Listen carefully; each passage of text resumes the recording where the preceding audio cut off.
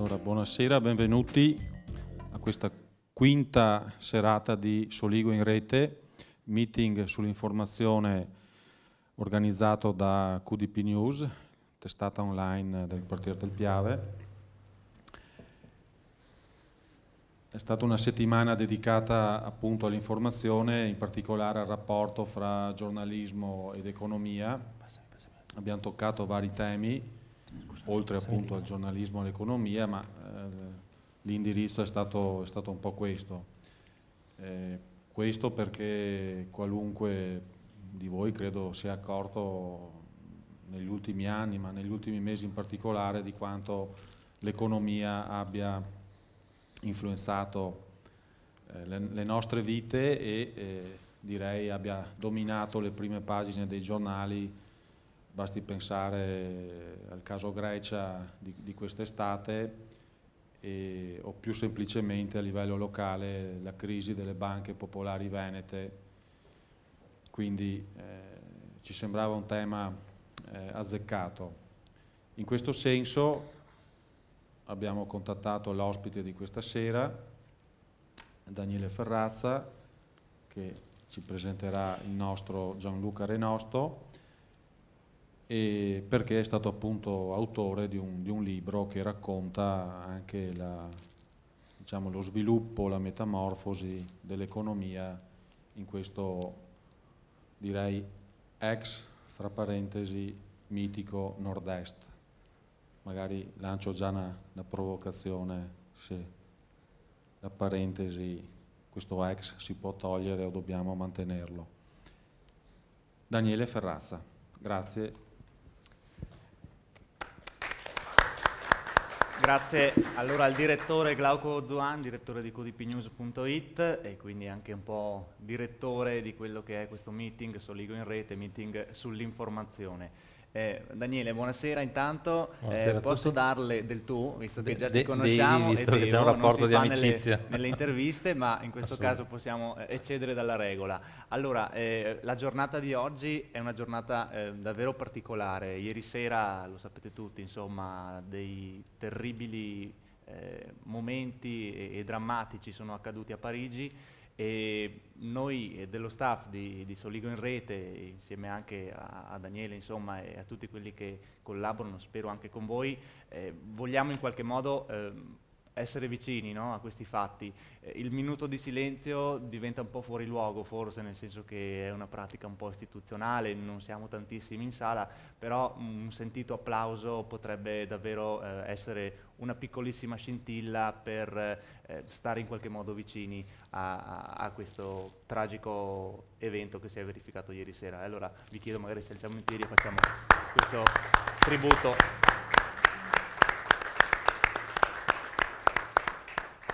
Ai fatti di Parigi. Daniele, partendo proprio da qui, in questi giorni, in queste ore, oggi si dice che anche domani sarà un po' così, l'informazione è catalizzata da questo evento, un po' tutti i palinsesti televisivi, radiofonici, penso anche a livello editoriale per la stampa, sono come bloccati, no? da questi eventi, ma serve un evento del genere per riflettere su una società e su un mondo che va ai 300 all'ora e che spesso perde dei dettagli, oppure c'è un altro modo magari di fare informazione? Sì, grazie Gianluca, buonasera a tutti e saluto cordialmente tutti i coraggiosi che hanno avuto l'ardire di venire ad ascoltarci, ma vi assicuriamo che sarà una presentazione anche molto familiare e non pallosa e lunga, quindi ci siamo dati un tempo massimo di un'oretta per stare insieme, chiacchierare di questi temi che ci stanno appunto sconvolgendo un po' anche le giornate e anche le nostre coscienze, e poi appunto cerchiamo di parlare un po' anche di questo libro, che è un libro che poi tra poco ne parleremo. Sì, le redazioni oggi sono sconvolte, ma siamo sconvolti tutti, nel senso che da stanotte evidentemente è proprio cambiato qualcosa anche dentro di noi, evidentemente ce ne accorgeremo tra qualche settimana, tra qualche mese, ma quello che è successo stanotte è uno di quei fatti, molti l'hanno collegato all'11 settembre 2001, è uno di quei fatti che ci porteranno a dire tra qualche anno: ma tu dov'eri il 13 novembre del 2004?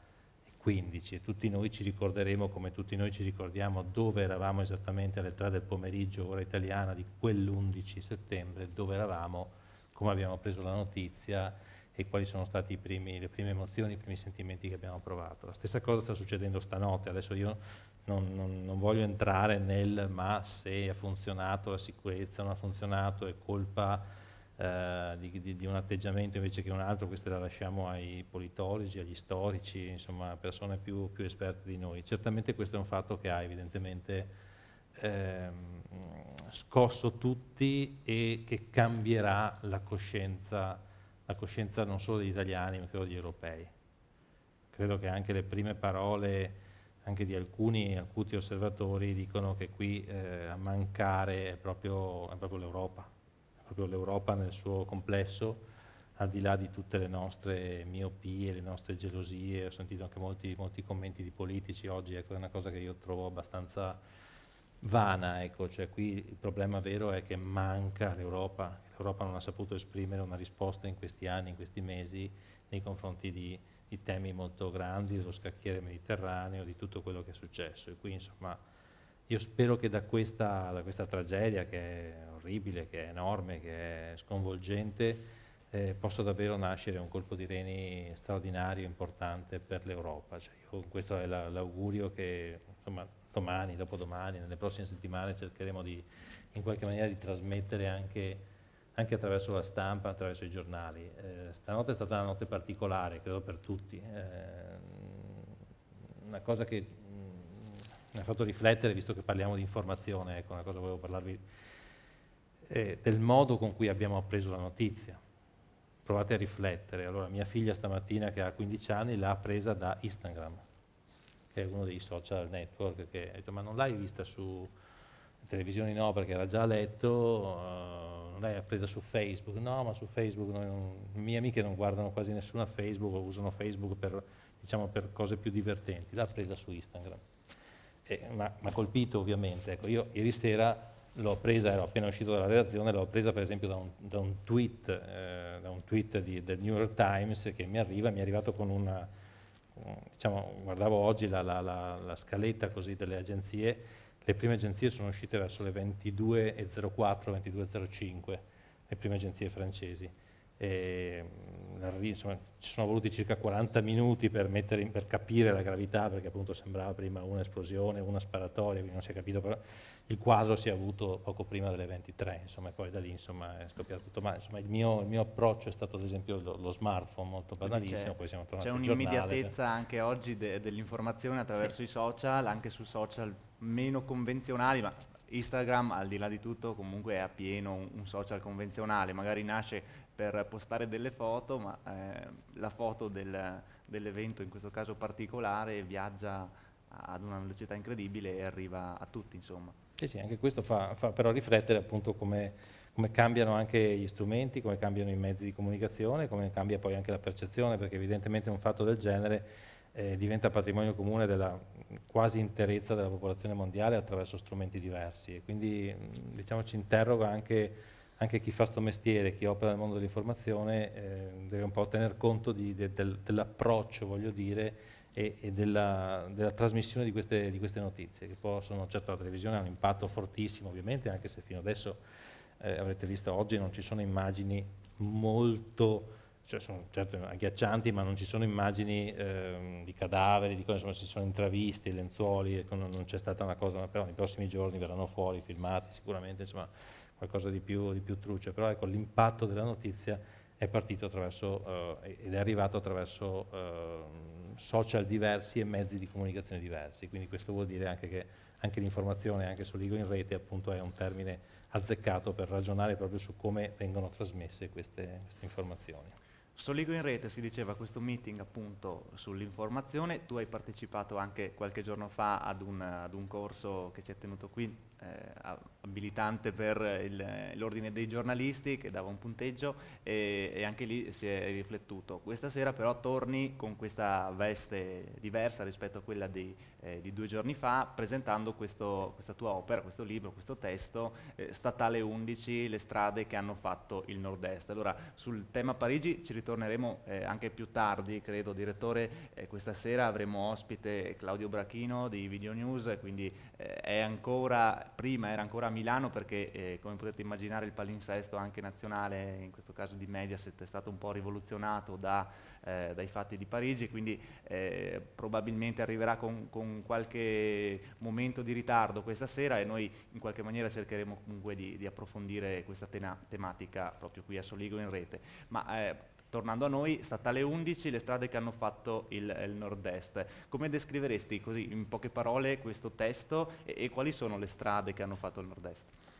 Allora, questo è un libro che mi è stato suggerito di fare sostanzialmente dopo che l'editore, insomma il curatore di Marsilio, ha visto una serie di articoli che io avevo fatto su una rivista ed erano articoli che io avevo proposto al direttore di questa rivista che si chiama Venezia Post, facendo proprio un viaggio. Io ho detto, ma proviamo a vedere, mi è capitato diciamo negli ultimi anni di viaggiare molto per lavoro, molto all'interno del Veneto, del Nord-Est per il lavoro che faccio.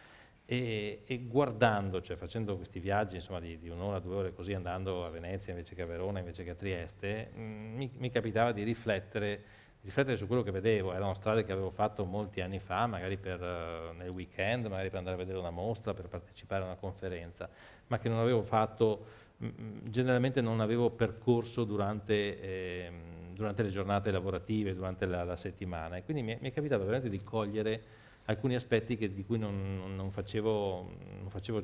mi erano rimasti impressi diciamo, nelle altre tra virgolette, gite fuori porta che avevo fatto negli anni precedenti. E allora ho detto ma perché non proviamo a raccontare questo Veneto, quello che io vedo, perché poi insomma i giornalisti raccontano ciò che vedono e cercano in qualche maniera di suggerire delle suggestioni, suggerire non tanto delle spiegazioni, ma insomma di mettere diciamo, alcuni spunti nella mente di chi legge gli articoli, di chi legge in questo caso un libro.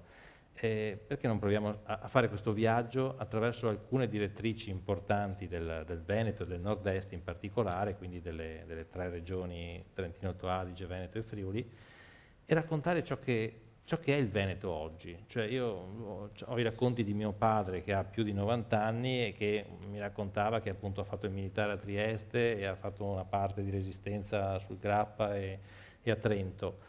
E incrociando un po' i racconti un po' che mi sono stati trasmessi dalla memoria e un po' da quello che ho visto e che ho conosciuto in questi anni facendo questo lavoro, è venuto fuori questa serie di viaggi. Sono 5 viaggi attraverso 5 strade. Sostanzialmente le ho percorse un po' in lungo e in largo, velocemente, insomma, poi le vediamo, magari insomma, sono anche strade molto, molto diverse tra loro, insomma, il titolo è legato alla Padana Superiore, che è la strada che collega Verona a Trieste sostanzialmente, e quella principale, diciamo l'architrave un po' del Veneto, ma poi ho fatto anche la Pontebana, ho fatto anche la Schiavonesca Marosticana, ho fatto la Transpolesana, che sono insomma, in provincia di Rovigo, la Triestina, quindi sono strade attorno alle quali è cresciuto il modello che appunto Glauco prima citava, questo ex o questo post mitico Nord-Est. Cioè, ci sono cose straordinarie di cui noi neanche, secondo me, abbiamo la percezione, perché io credo che uno dei problemi del Veneto sia proprio avere la percezione di che tipo di territorio stiamo vivendo. Noi siamo tutti compresi, ma io per primo, dentro al nostro territorio, alla nostra provincia, al nostro mandamento, al nostro paese, alla nostra comunità. Allarghiamo un po' lo sguardo. Qua attorno ci sono state delle situazioni storiche, culturali, diciamo imprenditoriali, politiche straordinarie nel corso degli ultimi 70 anni. Andando un po' indietro, cioè qui è nata la grande industria italiana in provincia di Vicenza, cioè Lanerossi e Marzotto rappresentano ciò che ha rappresentato negli anni 70 la Fiat per l'Italia.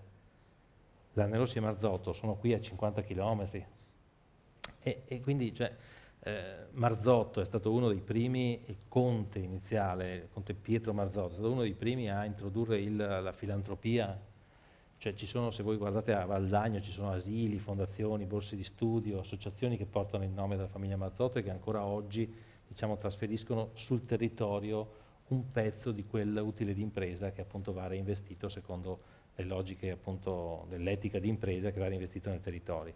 Per andare più vicino all'esempio di Benetton, cosa ha fatto Benetton negli ultimi 30 anni, al netto di tutti, magari gli errori, che per carità insomma la rete di laboratori che è stata chiusa certamente è stata una ferita, però guardate le fabbriche di Benetton e guardiamo tanti capannoni banali che ci sono in giro, è vero, cioè non tutti hanno la liquidità, la capacità, ma la visione di quest'uomo evidentemente è qualcosa di originale, qualcosa di straordinario. Per parlare di esempi recenti, ma possiamo anche andare indietro, io faccio un esempio recente che conosciamo tutti, è un esempio indietro che non conosce quasi nessuno ma che è citato nel libro. La Diesel, questa fabbrica di Breganze, ha comprato un vecchio stabilimento dove facevano le moto Laverda, scusate, lo ha raso al suolo e ci ha costruito la nuova sede, bellissima tra l'altro, questo qualche anno fa, 5-6 anni fa.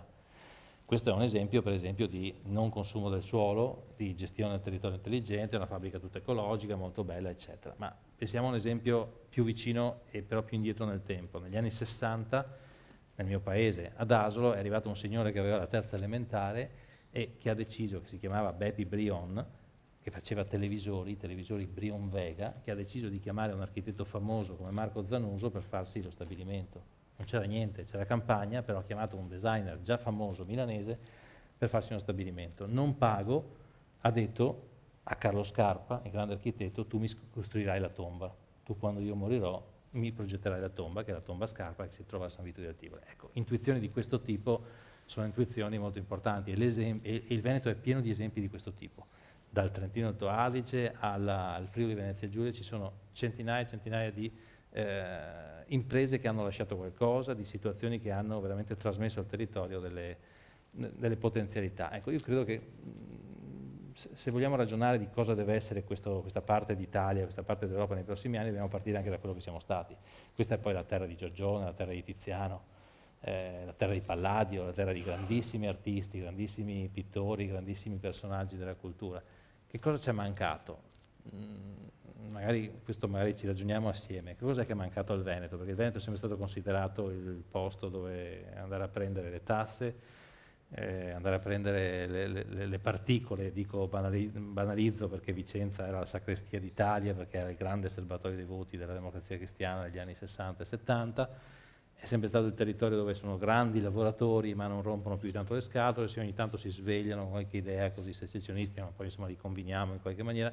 Ecco, cioè che cosa manca ai veneti per essere seduti veramente non dico alla stanza di bottoni, ma insomma dove si fa l'Italia? Che cosa manca ai veneti? Perché i veneti obiettivamente contano pochino, e negli ultimi anni ancora meno.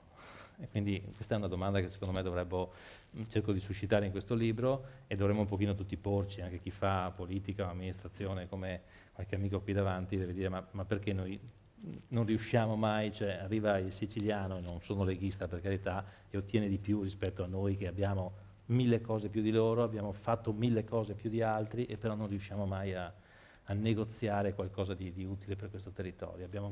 Abbiamo la superstrada pedemontana che se ne parla da 40 anni, abbiamo strade obiettivamente un po' inadeguate rispetto al tessuto industriale, abbiamo questo straordinario patrimonio del Prosecco che va valorizzato, che dovrebbe essere, voglio dire, un terreno, cioè dovrebbe essere la porta del Veneto dopo Venezia, questa zona qui ancora non riusciamo a far venire il mondo qua, poi insomma... Può essere, come scrive diciamo, la retrocopertina del libro, il classico detto, no? Veneziani gran signori, padovani gran dottori, vicentini maniagati, veronesi tutti matti. Cioè c'è questa visione stereotipata che limita il Veneto? Sì, su questo io devo fare anche autocritica, cioè molta è anche colpa della stampa, intendiamoci. Io lo cito qui dentro, la trasmissione che fece 20 anni fa Michele Santoro sui Veneti, non so se ve la ricordate, descriveva un Veneto insomma, di evasori fiscali, puttanieri e insomma, ignoranti e ubriaconi. E, insomma, non siamo proprio così, diciamo la verità, insomma, obiettivamente qui sono nate cose che nessun'altra regione ha, voglio dire. Siamone un pochino più orgogliosi, ma non andando ad agitare lo spettro della secessione, andando a dire guarda che dietro di noi c'è una regione di 5 milioni di abitanti che è una regione importante, che dà un grande contributo all'Italia, all'Europa, che ha delle cose straordinarie qui attorno, che ha Venezia, che ha le città d'arte. Cioè, io vorrei che il Presidente della Regione contrattasse questo per nostro conto, cioè non andasse strillare ma senza raccogliere niente, facendo sempre il bastian contrario rispetto a chiunque governi a Roma. Questo secondo me non ci porta a niente, ci porta e ci fa più danno, insomma. Sempre in questa retrocopertina, ma anche all'interno del libro, c'è un po' un emblema, no? Questi personaggi che citavi, moderni, da Renzo Rosso, Diesel o comunque a questi grandi industriali che potrebbero avere le carte in regola per un nuovo rinascimento, no? del vecchio nord-est, però questi spesso si sentono proprio agio a New York, per dire, ma fanno fatica ad integrarsi nel paese accanto, nella frazione. Anche questa tensione non aiuta.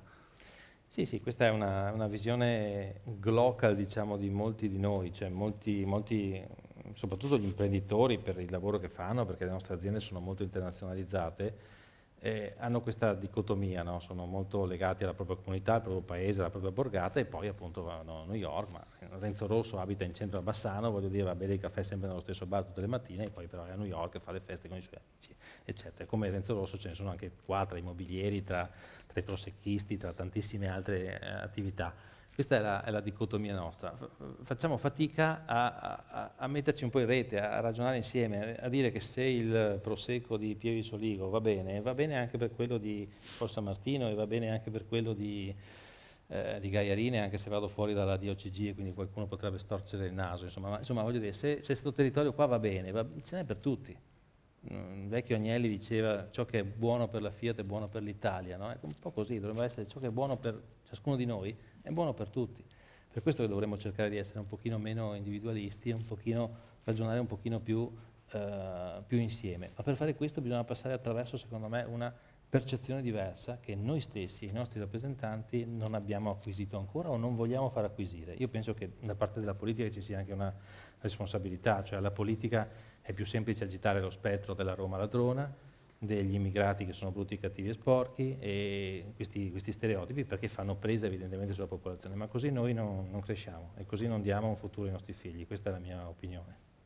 Ecco, sullo stimolo che proponeva il direttore nell'introduzione, questo ex Ricco Nord-Est esiste ancora come ex oppure ci sono delle chance di rinascimento, si diceva prima? Ma io dico che il Nord-Est è stata una intuizione lessicale proprio di termine di Giorgio Lago, ormai 25 anni fa scrisse un editoriale appunto dicendo questo è il Nord-Est d'Italia e su questa denominazione abbiamo un pochino tutti marciato, l'abbiamo un pochino tutti decantato. Io dico che oggi bisognerebbe pensare che questo Nord-Est dobbiamo cominciare a guardarlo rivoltando la carta geografica. Noi siamo il nord-est di Roma, ma siamo il sud-ovest dell'Europa, siamo comunque al centro dell'Europa, cioè proviamo a rompere un pochino gli schemi, proviamo a girare le carte geografiche, cioè questa è una regione che sono 3 regioni che sono tra le regioni più ricche d'Europa, hanno il PIL pro capite della Baviera, del Baden-Württemberg, della zona di Stoccarda, dell'Île de Paris. Cioè, sono questi i nostri competitor.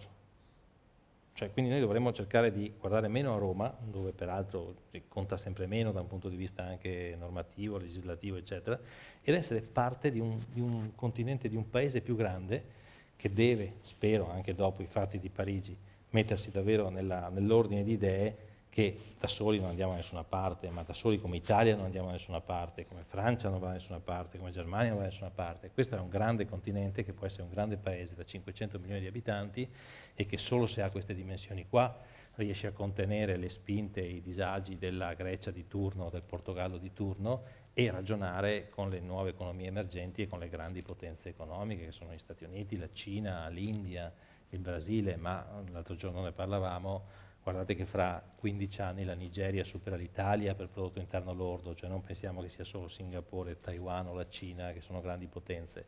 La Nigeria è un paese africano che in questo momento sta crescendo all'8% del PIL.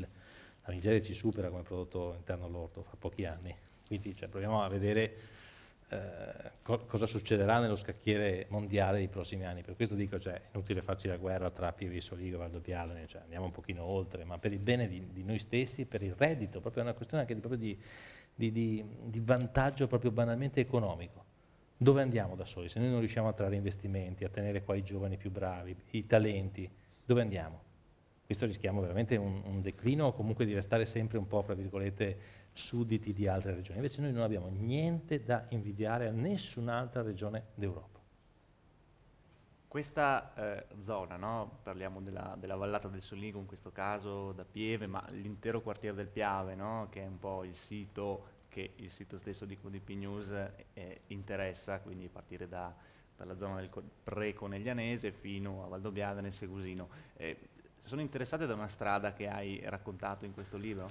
No, diciamo la strada che sfiora di più questo territorio è la Pontebana, è la vecchia napoleonica che appunto collega Mestre a Tolmezzo, e quindi è una strada che, insomma, che ha molte suggestioni anche europee, è la strada dove fu firmato nel 1797 il Trattato di Campoformido che segnò la fine della Repubblica Serenissima, e anche sulla Repubblica Serenissima qualche riflessione in più noi veneti dovremmo farla, ma non in chiave leghista, ma in chiave democratica. La Repubblica Serenissima era una grandissima democrazia e aveva una grandissima capacità commerciale di apertura al mondo, che i nostri imprenditori, che noi, ciascuno di noi ha, voglio dire, nel suo piccolo. Allora perché chiuderci dentro dei confini? Apriamoci, perché non ci sono più barriere, perché, voglio dire, i prodotti che fanno qua, che può essere questo cubo, queste poltroncine, possono essere vendute anche fuori il quartiere del Piave, anzi devono essere vendute fuori il quartiere del Piave, altrimenti non andiamo da nessuna parte. Quindi io invito veramente ad abbattere molte barriere che sono soprattutto dentro di noi, perché poi insomma adesso non ci sono più confini, non ci sono più, abbiamo anche una moneta comune, non ci sono più richieste di documenti, adesso a parte in queste ore per la Francia, per queste cose, per queste vicende che abbiamo detto, ma insomma davvero dobbiamo, insomma il mondo è grande e noi veneti, noi nordestini possiamo veramente conquistare il mondo con i nostri prodotti, con le nostre idee, con i nostri talenti, quindi non abbiamo paura, non dobbiamo avere paura secondo me. C'è un po' una tensione però tra questa dimensione popolare, tradizionale, anche penso all'artigianato, o comunque al recupero di un certo tipo di agricoltura. Si parlava durante la settimana con la serata, abbiamo avuto ospite Pietro Laureano, architetto urbanista, consulente UNESCO, in vista della nomina, insomma, comunque della tentative list alla candidatura della terra del Conegliano Valdobbiadene Prosecco Superiore a patrimonio dell'umanità, no? Tutte queste piccoli paesi, piccole realtà, come si può fare per cercare qualcosa davvero che li unisca e che non siano cellule isolate, che ognuno probabilmente propone quasi le stesse cose, no? e non c'è una rete? Io penso che dobbiamo appunto partire dalla consapevolezza che abbiamo un territorio straordinario e dobbiamo un po', secondo me, esserne orgogliosi, ma orgogliosi in senso buono e non in senso conflittuale con altri territori. Due, una volta acquisita questa consapevolezza dobbiamo trovare gli interpreti di questo territorio, ma parlo non solo della politica, ma parlo anche delle persone che lavorano nel mondo dell'informazione o del mondo, insomma, del mondo della cultura, del turismo per esempio, che raccontano queste cose, che raccontano ciò che è il Veneto, cioè perché la Silicon Valley americana, californiana è diventata quel fenomeno che è diventata, perché ha avuto inizialmente, tra la fine degli anni 60 e l'inizio degli anni 70, un forte investimento pubblico dello Stato californiano e dello Stato federale degli Stati Uniti, che ha detto in quella zona lì ci sono create alcune condizioni per studiare alcune formule innovative di prodotti, di processi, eccetera. Un grosso investimento pubblico, una miriade di imprese che sono riuscite a lavorare attorno a dei progetti, a degli spin-off, a degli incubatori, eccetera, parliamo di 40 anni fa, che hanno prodotto quei nomi che adesso sono i principali marchi che conosciamo, che hanno tutti sede là. Andate a vedere la Silicon Valley, è un territorio che non ha, cioè che è molto più brutto del quartiere del Piave, faccio per dire, voglio dire, certo a San Francisco attaccato, ma gli altri paesi sono assolutamente banali, voglio dire, sono attorno a questa baia, ma sono cittadine moderne, assolutamente anche, sembrano delle periferie delle nostre, sembra una periferia qualunque di una città europea, insomma. E lì però si è creato un reddito e una situazione straordinaria. Allora io dico, partiamo dalla percezione, troviamo chi le racconta e cerchiamo di attivare attorno a questo straordinario territorio, guardando un po' più oltre il quartiere del Piave ovviamente, di attirare investimenti, attirare interesse, attirare talenti. Questa secondo me è la formula che ci consentirà di ancora di parlare non tanto più di un mitico nord-est, perché i miti sono del passato, no? Invece di parlare invece di un nord-est che che forse sarà più un sud-ovest d'Europa, a me piace più chiamarlo come un sud-ovest d'Europa piuttosto che un nord-est d'Italia, comunque a Venice Region, diciamo Paolo Feltrin dice che è inutile chiamarlo nord-est perché dobbiamo sfruttare questo grande brand conosciuto in tutto il mondo che è la nostra Coca-Cola, che è Venice, anche se ha molte responsabilità e molte situazioni complicate. Insomma, Venezia sta vivendo un periodo in cui è compressa dal turismo di massa, e anche quello è un tema su cui io vorrei che la politica si interrogasse, cioè siamo proprio sicuri che quello è il modello giusto per Venezia, non è che la troviamo, cioè, 28 milioni di turisti all'anno che ne calpestano le calli, siamo proprio sicuri che una città di quelle dimensioni possa sopportare un peso del genere. Non è il caso magari di fermarsi a 20, magari far pagare €1 in più gli alberghi carissimi, voglio dire, di Venezia, e cercare di mettere da parte un po' di soldi per essere investiti un po' nei restauri, nella pulizia dei rii, nella dimensione logistica e portuale, nell'entroterra, perché non lasceremo mica Marghera così per altri 100 anni, insomma c'è qualcosa da fare, no? Insomma, immagino. E sfruttiamo questo nome, cioè abbiamo la fortuna, abbiamo veramente tutte le fortune. Abbiamo Venezia che è un grande brand, abbiamo degli imprenditori straordinari, abbiamo un territorio straordinario, abbiamo il Prosecco, cioè, cosa ci manca davvero?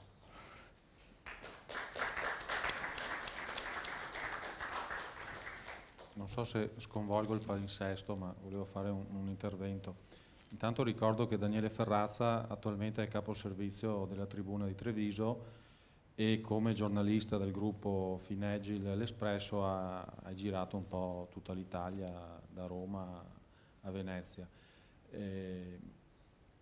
Lui, curiosamente, ha avuto anche una parentesi come amministratore, è stato sindaco di Asolo, e sempre come giornalista sei stato anche, adesso ho un lapsus sul termine, comunque corrispondente dalla regione, giusto? Sì, per Affari Finanza che è il... Beh sì, scrivo per Affari Finanza che è l'Inserto Economico di Repubblica. Okay. E ho fatto per 3-4 anni l'inviato regionale, cioè per i giornali regionali del mio gruppo. Quindi questo per dire che hai toccato... A Zaia gliel'ho dette diverse volte queste cose qua che ho detto oggi, quindi non è che insomma, okay. Lo sa, non me la penso. La domanda che io mi faccio, e anzi invito anche il pubblico se ha voglia di fare qualche intervento, qualche riflessione, di alzare la mano, la facciamo così diventa anche un po' più vivace. Il Veneto, questa zona in particolare, ha le stesse strade del secondo dopoguerra, quindi parliamo di 70, quasi anche 80 anni fa. La domanda che io mi fa, anzi qui a Pieve in particolare, credo che al di là di qualche svincolo, di qualche ponte, le ultime grandi opere pubbliche siano quelle del senatore Fabbri, anche a livello proprio viario. La domanda che io mi faccio è la politica o comunque l'amministrazione locale, regionale, nazionale, quanta colpa ha la politica o quanto invece si faceva riferimento agli imprenditori, quanto gli imprenditori invece hanno preferito volare alto, magari andare a New York piuttosto che come dire, pressare i nostri amministratori. E qui tu prima citavi la Silicon Valley, io dico ma noi la Silicon Valley l'avremo e sarebbe Porto Marghera, però allora di chi è la colpa? Dei politici, degli imprenditori, magari anche di noi cittadini? Scusate. Sì, no, sì, è vero che noi abbiamo la potenzialità di fare una Silicon Valley domani mattina, non necessariamente a Porto Marghera, nel senso che poi il Veneto è ricco, voglio dire, di distretti industriali che si presterebbero all'information technology. Io penso che certamente... Allora, partiamo dagli imprenditori. Gli imprenditori fanno il loro mestiere e non possiamo chiedere agli imprenditori di fare le strade, nel senso che gli imprenditori usano le strade, pagano le tasse, speriamo, voglio dire, ma insomma non possiamo chiedere agli imprenditori di farsi carico. Lo abbiamo fatto in un periodo dell'Italia e non è andata tanto bene, secondo me. E quindi gli imprenditori fanno il loro mestiere e bisogna anche dire che gli imprenditori si aspettavano la politica che gli facesse la pedemontana o le strade, sarebbero già morti da 2 generazioni e quindi bene hanno fatto andare a New York da soli perché si aspettavano la politica, insomma non so se avete mai visto qualche fiera, penso che il sindaco l'abbia vista, noi ci presentiamo alle fiere in maniera devastante, dal Vinitaly alla BIT, andiamo 18 stand diversi, cioè non si percepisce che il Veneto è una Venice Region complessiva, perché la Regione Veneto ha il suo stand, e poi sono le Camere di Commercio, c'è l'Unione degli Industriali Veneti, cioè ci sono 25 enti diversi che vanno in padiglioni diversi a rappresentare la loro fetta di Veneto. Ma dove andiamo così? Cioè, andiamo a imparare dai francesi, andiamo a imparare ma da chiunque. Chiunque, voglio dire, non va in ordine sparso a queste iniziative qua. Guardate i siti degli enti istituzionali, cioè tutti quanti vogliono fare turismo, ma il turismo non è che sceglie la destinazione Pieve di Soligo, sceglie Venezia, sceglie la Prosecco Shire se ha un interesse legato a, ma non sceglie Bassano del Grappa o Conegliano. Però se sceglie Prosecco sa che a 15 km c'è Conegliano, se c'è a altri 15, altri 20 c'è Asolo e a 50 c'è Venezia. La politica ha evidentemente una grande responsabilità, però in questo momento è facile sparare contro la politica e quindi andremo a nozze a sparare contro i politici, tutti i furbacchioni, non è così, voglio dire. Il problema è che siamo noi che eleggiamo questi politici, che siamo sempre più distratti anche dalle elezioni, che poi deleghiamo, lo diceva qua qualcuno qualche sera fa, esercitiamo la delega e la lasciamo lì, poi non la controlliamo poi, ci accontentiamo di messaggi alla pancia e non guardiamo un pochino oltre, non ragioniamo di questi temi su cui stiamo ragionando noi, che dovrebbero essere i temi che agitano i dibattiti politici. Io il senatore Fabbri non l'ho mai conosciuto, però ne ho sempre percepito una grandissima autorevolezza da chi lo ha conosciuto, dagli amministratori che sono venuti dietro, cioè il BIM e ciò che è poi diventato è evidentemente un'intuizione di un politico, ma io non credo che questo politico l'avesse contrattata con i cittadini di Pieve di Soligo, che probabilmente non immaginavano in quegli anni, negli anni 50-60, cosa voleva dire avere la proprietà, la gestione del bacino imbrifero del Piave. Quindi onore a politici così, e ce ne sono tanti nella storia del Veneto, per fortuna, che hanno avuto intuizioni, se ne sono fregati anche da un certo punto di vista, ma hanno lasciato qualcosa sul territorio. Penso a Lino Innocenti per stare qui in zona, penso a Mariano Rumori in Vicenza, penso a tanti altri che hanno lasciato effettivamente, a Domenico Sartora a Castelfranco, cioè persone che hanno lasciato veramente Oggi queste persone che cosa ci stanno lasciando? I politici di oggi. Chi sta interpretando oggi la politica, che cosa pensate lasci? Questo è un problema, ma questo è un problema che dobbiamo porci soprattutto noi, cioè dobbiamo cercare di fare un salto un pochino più alto alla politica, anche a questo territorio, attraverso interpreti diversi, cioè diversi, io dico, facciamo crescere quelli che ci sono, non è che dobbiamo, cioè cerchiamo di trasmettere ai politici che ci sono una sensibilità diversa che vada un pochino oltre la nostra pancia, ma per il bene del portafogli, anzi prima dei nostri figli e poi del portafogli, perché è poi un vantaggio economico. Io sono convinto davvero che ci sia un vantaggio veramente economico a pensare, a ragionare al Veneto come una regione d'Europa, non come una regione bistrattata e dimenticata e con voglia di andare via dall'Italia. Cioè è proprio un ragionamento proprio puramente economico. A noi ci conviene essere dentro a uno stadio in cui c'è la Baviera, il Baden-Württemberg e le altre regioni d'Europa, non a ragionare con Roma che non ci porta da nessuna parte. Grazie. Allora, ecco, se c'è qualche altro intervento, qualche altra domanda da sottoporre al nostro Daniele Ferrazza, sempre sul tema che stiamo un po' cercando di approfondire, di ragionare insieme. La suggestione poteva essere così, in chiusura abbiamo parlato, no, di questi talenti del sud-ovest europeo, no, che è il nord-est di oggi. Secondo te ci sono degli imprenditori, chiamiamoli illuminati, che potrebbero, veneti in voga adesso, che potrebbero comunque prestare il loro servizio per cercare di sbloccare un po' la situazione attuale, non per forza di andare in politica, perché abbiamo visto, dicevi, che non è quello forse il loro ruolo, la loro capacità, però se non parte da chi ha davvero un talento da esprimere diventa difficile, credo. Io penso però se i politici di questo territorio hanno l'intelligenza per capire che attorno a loro non hanno dei potenziali rivali, ma hanno delle persone in gamba che hanno fatto fortuna nei rispettivi ruoli, ma non parlo solo degli imprenditori, parlo anche di mille altre professionalità che ci sono nella pubblica amministrazione, ad esempio, che ci sono nella scuola, che ci sono nelle forze dell'ordine.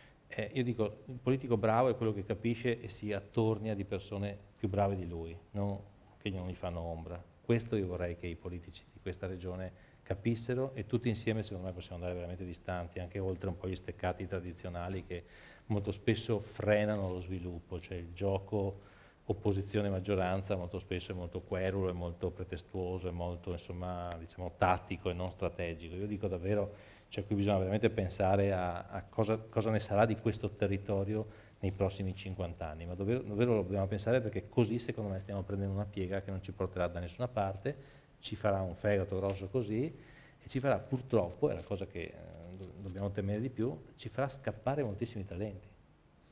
Questo è il dramma. Noi non possiamo permetterci di perdere, di magari far studiare qua alle nostre università molti studenti che poi qui non trovano sbocco perché le carriere sono bloccate, perché le caste purtroppo sono incrostate, perché insomma è difficile entrare nelle professioni e farsi strada, perché le banche non ti danno credito, perché eccetera eccetera eccetera, e questi giustamente se ne vanno, voglio dire, insomma. Grazie allora a Daniele Ferrazza. Direttore, non so se abbiamo qualche altro intervento, altrimenti ecco, siamo in chiusura, come si suol dire in questi casi. Siamo rimasti nell'ora canonica però. Siamo in tempo, ecco. No, era curioso osservare come anche Tommaso Cerno, che è stato nostro ospite, lui diceva: ma guardate che comunque il futuro dell'Europa passa per il Veneto, per il nord-est, perché il nord-est è al centro di qualsiasi direttrice est-ovest, nord-sud dell'Europa. E quindi è, tra virgolette, anche sbagliato questo pessimismo che sempre più spesso ci circonda, proprio perché il futuro è nostro, non è un modo retorico di dire. Ecco, in questo senso a me piacerebbe che anche la politica magari osasse qualcosa in più, invece anche qui in zona da anni parliamo del nuovo ponte di Vidor e ne continuiamo a parlare, tu accennavi alla pedemontana, ma insomma ne stiamo ancora parlando. Ecco, a volte basterebbe poco, secondo me, per riuscire a dare un po' un qualcosa di in più a questi imprenditori, sapendo, ripeto, che non siamo noi, sono i grandi progetti europei passano per il nord-est. Ecco, questa era una riflessione. Sì, Glauco lo diceva, ecco, abbiamo la fortuna, tra le fortune che abbiamo, è che per geografia, non per merito di nessuno, è che qui passano 3 corridoi europei, cioè nei prossimi 25 anni l'Europa investirà qua una marea di soldi, attorno a 3 corridoi europei che sono il Baltico-Adriatico, sono 2 verticali e 1 orizzontale, e l'ex corridoio mediterraneo, quello da Barcellona a Kiev. Sono 3 direttrici. Attorno a queste 3 direttrici ci sarà un movimento di infrastrutture, ma Tony Cancian le sa meglio di me queste cose perché sta già lavorando da alcuni anni, voglio dire, il suo mestiere. Ci saranno infrastrutture ferroviarie, logistiche, di banda larga, che Cristo, cioè, abbiamo veramente tirare a porta vuota, no, si dice. Abbiamo tutte le fortune. Se però stiamo qui ancora a dirci che i profughi non riusciamo a ospitarli, che c'è un'emergenza furti che sembra quasi di essere ad Harlem 20 anni fa, insomma, continuiamo a discutere di queste robe, fa bene la politica perché insomma, si prendono tanti voti così, però non si va da nessuna parte, credo. Ecco, tra i grandi personaggi veneti hai dimenticato anche Andrea Zanzotto. Certo, però qui è casa sua, quindi qua voglio dire, le risorse artistiche non ci mancano. Io credo che senza l'inventiva, senza l'intelligenza non si va da nessuna parte, giusto? Bene, io vi rinnovo ancora l'invito se c'è qualche domanda al nostro Daniele Ferrazza, o se continueremo ad attendere il casello di Santa Maria di Piave, il nuovo ponte di Vidor. Credo che adesso arrivi. Non so, del ponte di Vidor io non ho maturato un'opinione, essendo parlare anche io da molti anni, forse qui insomma, ne sapete più voi di me. Insomma, ecco. Pedemontana è in corso, è ancora diciamo, al 20% della realizzazione, ci sono alcune difficoltà legate alla finanziabilità dell'opera, perché è un'opera pensata 40 anni fa, realizzata in project 10 anni fa, ma negli ultimi 10 anni sono cambiate molte cose anche nei flussi di traffico, quindi è un'opera che ci vorranno ancora alcuni anni prima di vederla realizzata, e forse ci costerà molto di più di quello che abbiamo immaginato, molto di più dei 2 miliardi che insomma vengono dichiarati come costo adesso. Ecco, io cedo il microfono a Gianluca con un'ultima, così da giornalista economico ti chiedo anche una riflessione invece su questa candidatura a patrimonio UNESCO del Prosecco di OCG, che potrebbe essere forse quello scalino che ci manca, ma ecco, che opinione hai tu su questa candidatura e più in generale sul futuro del Prosecco di OCG? Siamo in pochi, quindi possiamo dire la verità, perché sennò sarebbe molto rischioso qui parlare di Prosecco. Questo è un problema questo. Io penso che l'operazione di divisione di DOC e di OCG da un lato ha sicuramente perimetrato questo prodotto che rischiava di essere prodotto in Cina, quindi va bene per carità, ma questo territorio, che è il territorio storico, alla fine diventa il più penalizzato da questa operazione, perché in questo momento stanno facendo i soldi quelli della DOC, da un punto di vista proprio banale. Allora questo territorio deve porsi un problema proprio strategico, è la stessa cosa che dico ai miei amici di OCG di Asolo e Colli Asolani, cioè questo territorio deve collocarsi su un gradino completamente diverso dalla DOC, non deve confondersi con il Prosecco come viene percepito in Inghilterra o negli Stati Uniti o in Germania. Io dico la strada è quella del prodotto certificato bio al 101% e di una regione appunto che ha del paesaggio un asset straordinario. Questo secondo me è la strada, che è difficile perché poi le teste da mettere insieme sono tante, gli interessi che tocchi enormi, però secondo me altrimenti rischia veramente di rimanere là col prezzo e non può permettersi di restare col prezzo ancorato a una DOC. Parlo di Prosecco e già arrivano. Abbiamo il sindaco di Refronto, Loredana Collodelli. Sì, meglio. Ecco, allora abbiamo parlato di un tema e mi viene da fare una domanda. Il fatto della candidatura UNESCO chiaramente mette in primo piano il paesaggio, però il nostro paesaggio è caratterizzato da vigneti, da boschi, da prati, ma anche da vigneti di un prosecco che è stato detto il DOCG, che deve mantenere in questa candidatura un valore altissimo, cioè l'asticella si deve sempre alzare di più sulla qualità del prodotto. Quando un inglese o un cinese adesso o un russo o un americano beve il prosecco di OCG con il Llano Valdobbiadene Superiore, chiaramente dentro nella bottiglia c'è il prosecco di eccellenza e c'è anche il nostro paesaggio, quindi queste due cose devono essere mantenute in modo indissolubile per i coltivatori e per gli amministratori anche, nel senso che noi dobbiamo garantire che il disciplinare che orienta sempre di più una qualità che va a garantire il prodotto e quindi in un certo qual modo a garantire anche la tracciabilità, i trattamenti e tutto quello che avviene nei vari vigneti, deve portarci in una direzione di eccellenza. Questa è la grande sfida se vogliamo davvero che la candidatura ci porti in quel gradino alto in cui vorremmo tutti stare. Ecco che si coniugano anche le questioni poi dell'ambiente, della sostenibilità, della salute e salubrità.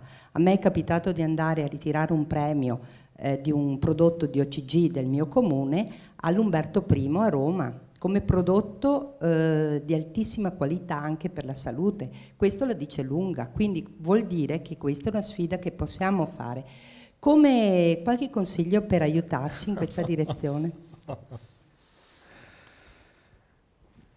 Intanto fermare gli impianti, secondo me. Capisco che va a danneggiare, ma io per esempio, vedo con grande diffidenza piantare di nuovi vitigni di OCG.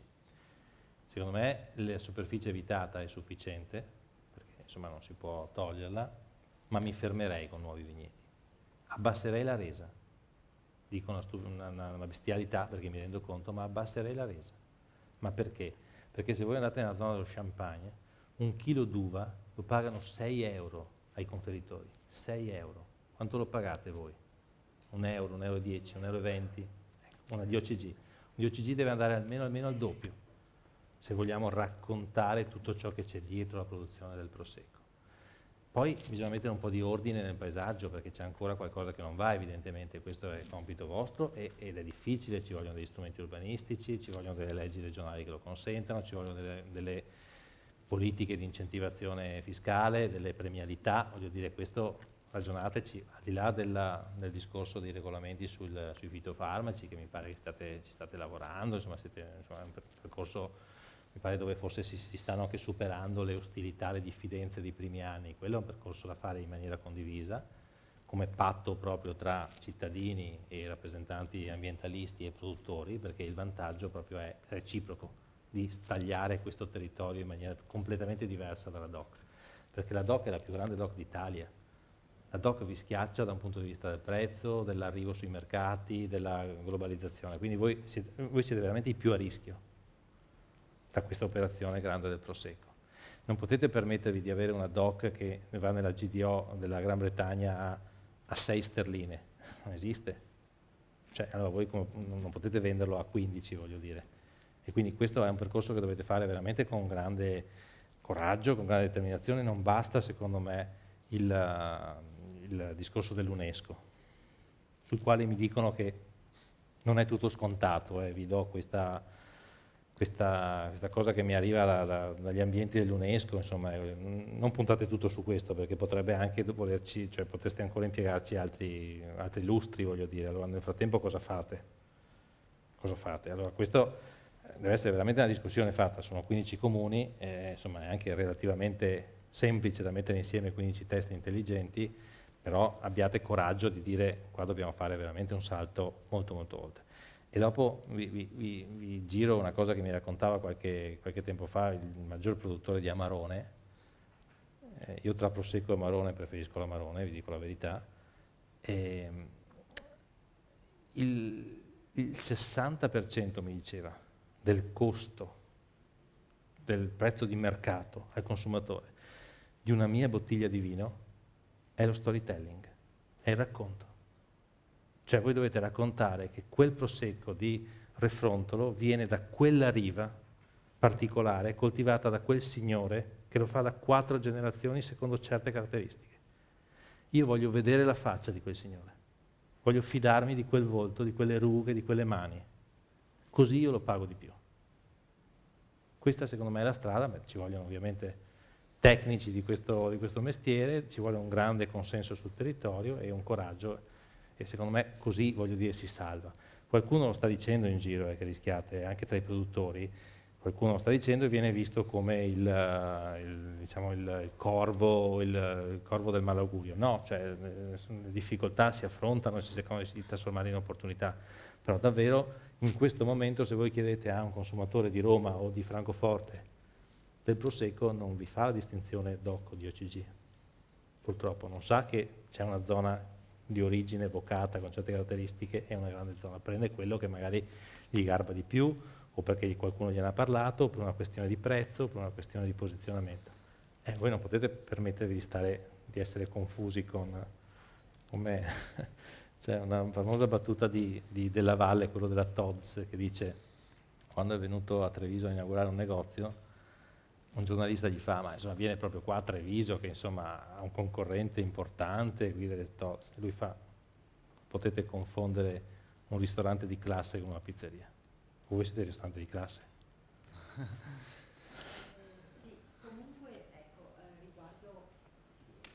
Quello di cui parlavamo prima del Veneto, ecco, lo storytelling sarebbe esattamente quello che dovremmo fare come esercizio tutti per poter proporci, essere più orgogliosi, ma soprattutto saperci raccontare e credere prima di tutto noi stessi in quello che possiamo essere.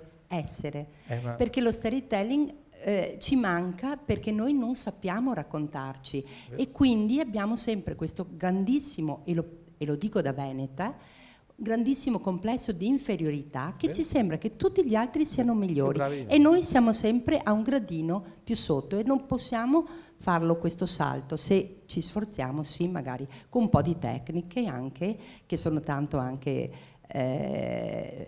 si possono imparare, quindi sono esercizi che si possono imparare, ma soprattutto è un esercizio di fiducia, di ottimismo e di guardare non solo in alto ma anche molto in là. E di serietà anche, perché se serietà, poi non c'è tutto quello che raccontiamo, siamo chiaramente finiti, lo storytelling prevede un'etica che è in prima persona, racconto quello che sono, non quello che non sono. Esatto, cioè nel mondo della rete una bugia non passa, non dura, quindi sarebbe devastante per un prodotto. Provate a pensare a quello che è successo a giovane Barilla qualche mese fa, quando scivolò su una frase legata alla comunità omosessuale. Ebbe grossi problemi anche di mercato, dovete intervenire subito con un'agenzia di marketing internazionale per recuperare, insomma gli è costato qualche $1.000.000 quella scivolata lì in un'intervista. Sullo storytelling, visto che c'è anche il collega Andrea De Polo della Tribuna, racconto un aneddoto che è capitato ad Andrea, è capitato anche a me più di una volta, a proposito di comunicazione di qualche azienda. Quando noi chiamiamo queste aziende ci rimandano, se va bene, all'agenzia di comunicazione di Milano. Sì, Milano è... E quindi manca proprio il collegamento, che poi è come se io chiamassi il sindaco e mi dicesse ma chiama Milano, Cioè, Questa però è colpa di Mobilieri in questa zona qua. I Mobilieri storicamente hanno sempre guardato i Brianzoli come modello di design, eccetera, e quindi hanno sempre preso le agenzie diciamo, di comunicazione. Io vi riporto una frase, ma poi vi lascio perché insomma, non voglio tediarvi oltre, ma questo senso di inferiorità, di provincialismo che è tutto nostro, tutto veneto, una volta, mentre facevo l'amministratore, avevo bisogno di organizzare una mostra, di promuovere a livello nazionale, e chiamai anch'io l'agenzia di Milano, no? Perché io sono mica nato altrove, sono qua, sono provinciale anch'io alla fine. E l'agenzia di Milano, devo dire, chapeau, mi disse, ma perché ci chiamate noi? Avete l'agenzia, non vi dico il nome, in Veneto, che è la più brava in questo settore, andate da loro. Cioè era un'agenzia di Castelfranco Veneto, che io neanche conoscevo. Cioè conoscevo ma non percepivo il suo valore, diciamo, nel panorama complessivo. Ma il collega di Milano disse, ma perché si chiamano? Cioè, avete lì a 20 km, sono più bravi di noi, fatelo fare a loro. Grazie. Allora facciamo un applauso a Daniele Ferrazza, Statale 11, Le strade che hanno fatto il Nord-Est. Questo è il libro, qui fuori potrete anche trovarlo, insomma, se avete il piacere anche acquistarlo. Grazie Daniele per essere stato con noi. Gianluca. Soligo in rete continua, questa sera alle 20:30, attendendo Brachino. 21. Ecco, quindi chi vorrà potrà anche avere una tua dedica sul libro qui fuori. Grazie.